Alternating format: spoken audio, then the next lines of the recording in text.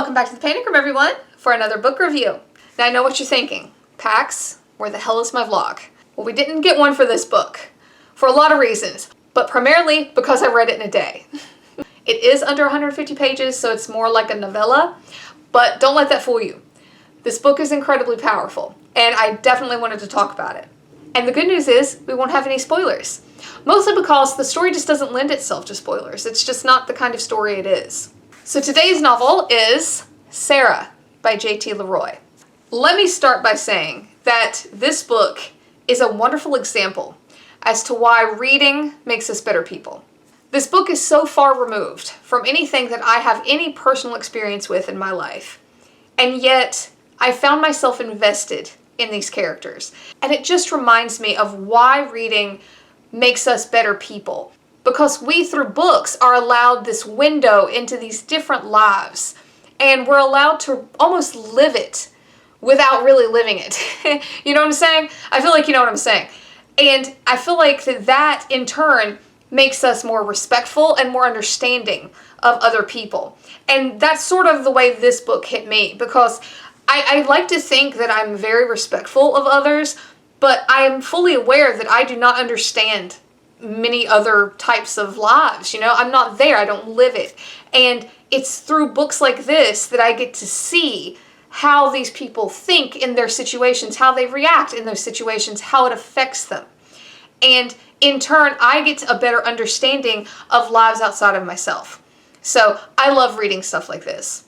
Now, in order to not have any confusion, I do want to say right off the bat that there is a little bit of some name changing going on in this book, so I'm going to try to keep that as clear for you as possible. Now, the book's namesake, Sarah, actually stems from our main character's mother. Now, the mother does not play a huge role in the action of the book, so when I say Sarah, I am going to be referring to our main character. So we open with this truck stop. Now, I know in your head you're probably thinking like greasy cheeseburgers and dirty truckers. No, this place is like gourmet dining, all right?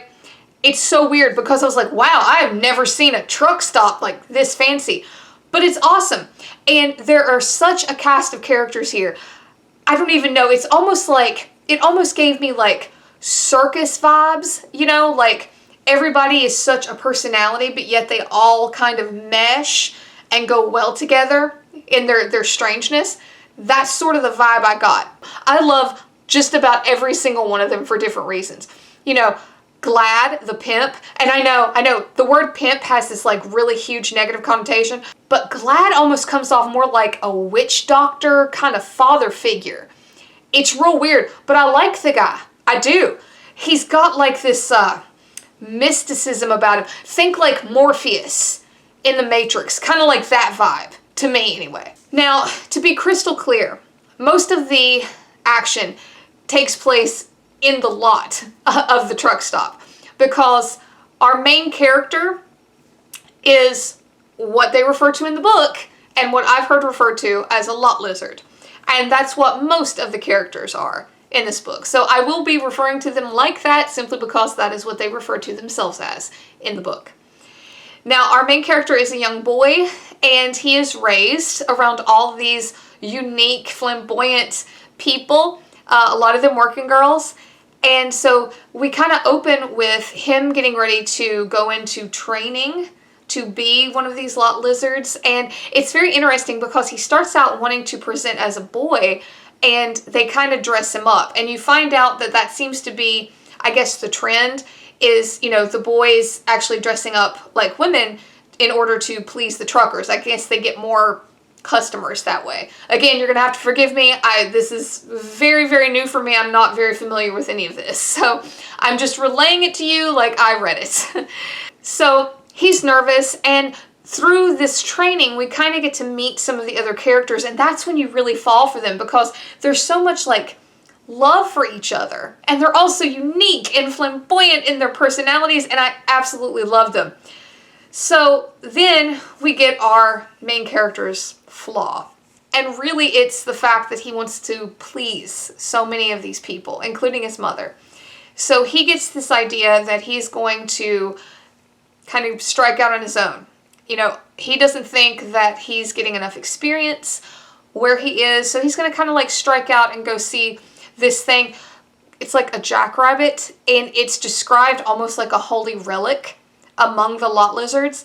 And while he's there, he meets another lot lizard who then subsequently kind of, I guess you could say, steals him to come to her pimp. And things just start to go downhill from there. Leloup is everything like textbook that you expect from a pimp.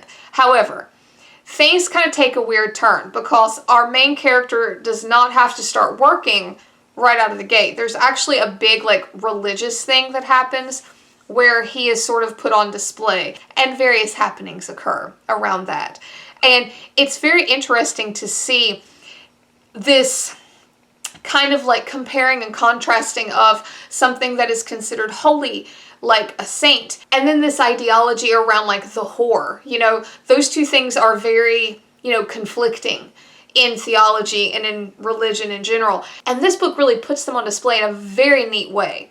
It's almost like you can see the neon, and it's very artfully done in the way that sometimes you will be reading a scene and it just seems very black and white, and then all of a sudden something happens and the colors pop through.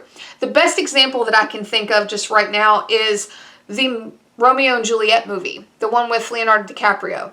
If you watch that and you see like the stylization of some of the scenes, it's very like pop of color, pop of color, pop of color, almost like comic book panel in a lot of ways. That's sort of what I got out of this book. And, the one example of the book that I can give you without giving anything away is that he describes there's a picture of the Pope on the ceiling in one of these rooms. And he talks about like the pink hearts around the Pope's face.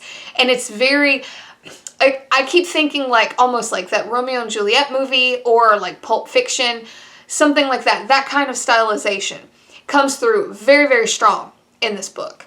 And like I said, once he gets hooked up with Leloup, you couldn't get more different than the group of people that he came from.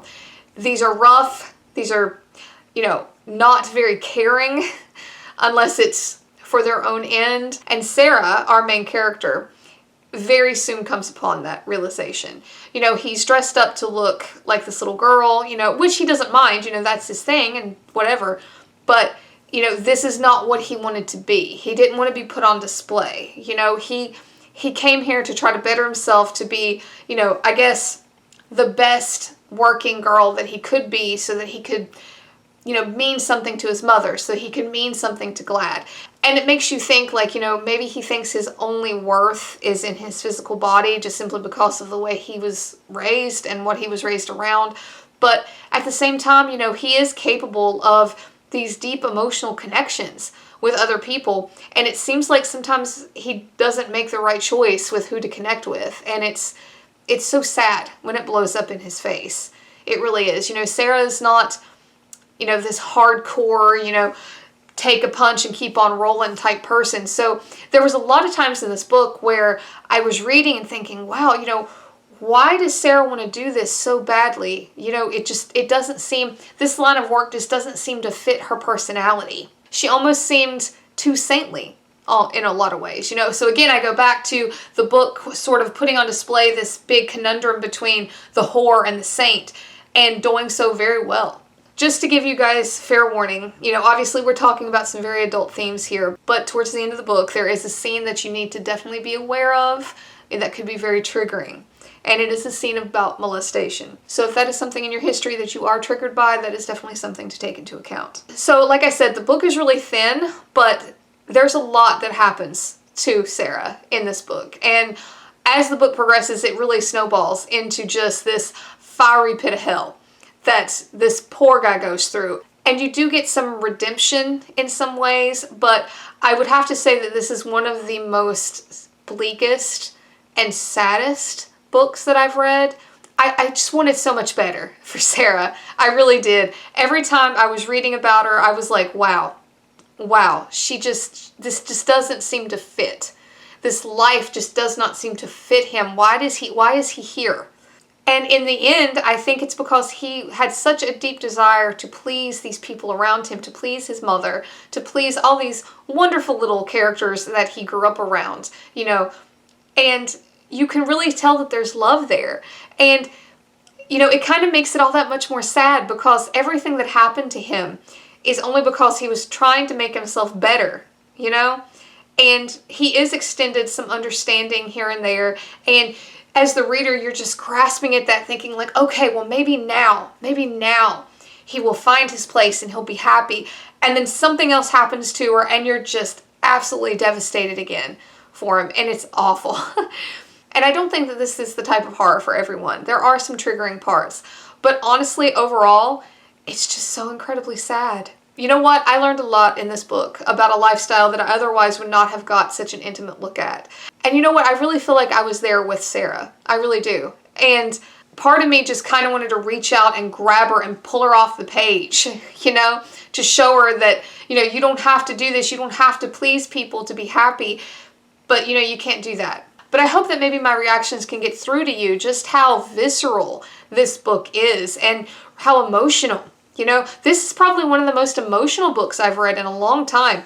And the fact that it's under 150 pages, to me, is a testament of just how impactful the story is. I know this one was a little different. I don't often do book reviews that don't have spoilers. But, you know, this book's storyline just really didn't call for it. You know, it is an incredible journey. It is very eye-opening and really very sad. But if you think you can handle it, it's an amazing little story. It really is. And like I said, I think you come away with a lot of knowledge about a group of people and a lifestyle that you wouldn't normally have.